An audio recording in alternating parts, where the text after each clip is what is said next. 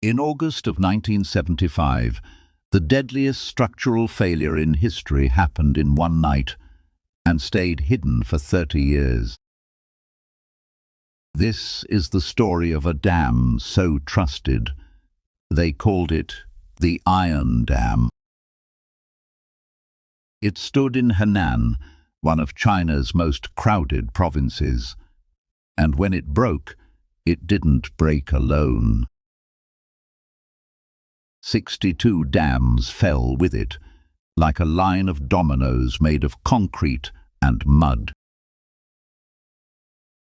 The official count said 26,000 dead. The real number may be closer to 250,000. How does a dam built to be unbreakable kill more people than every other dam disaster in history combined? The answer starts 20 years earlier with a warning nobody wanted to hear. In the 1950s, China was building dams at a furious pace. One engineer looked at the plans and saw a problem.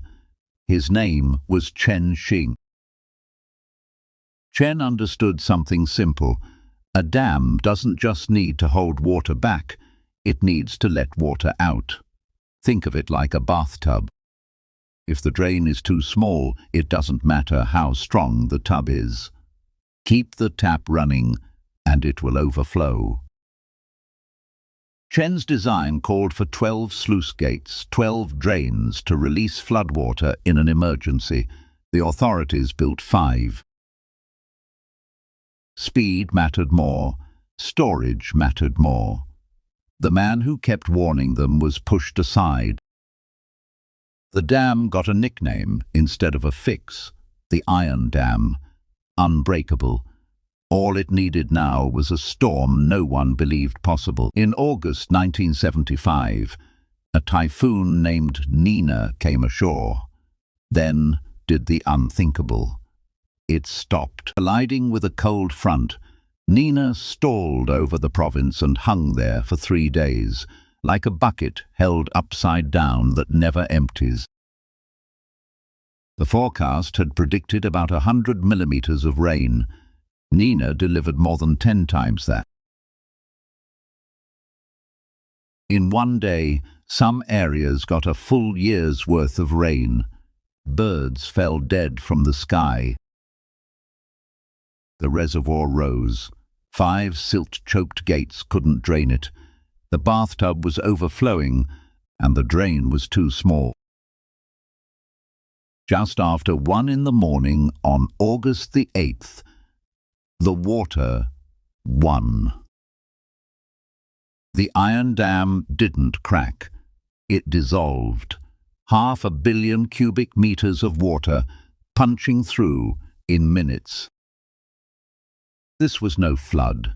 It was a moving wall, kilometers wide, meters high, moving as fast as a car.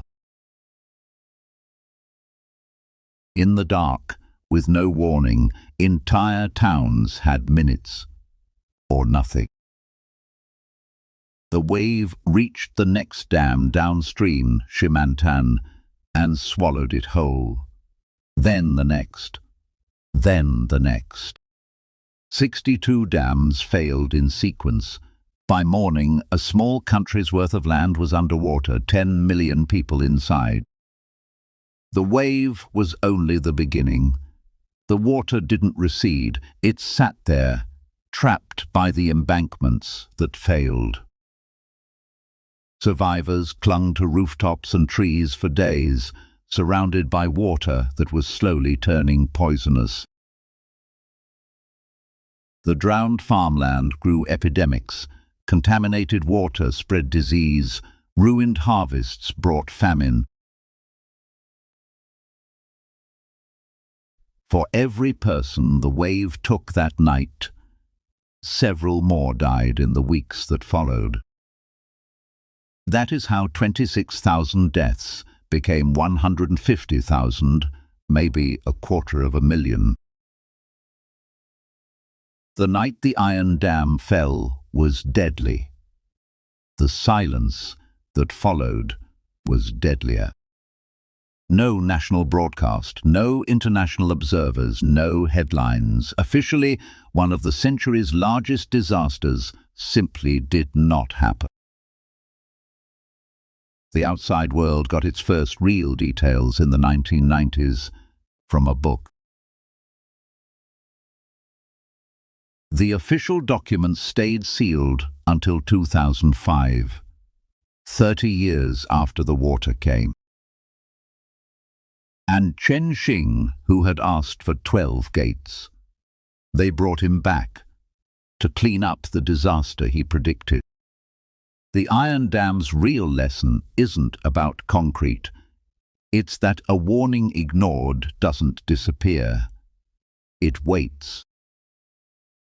Next time, one man locks Wall Street's bankers in a room until they save the economy themselves.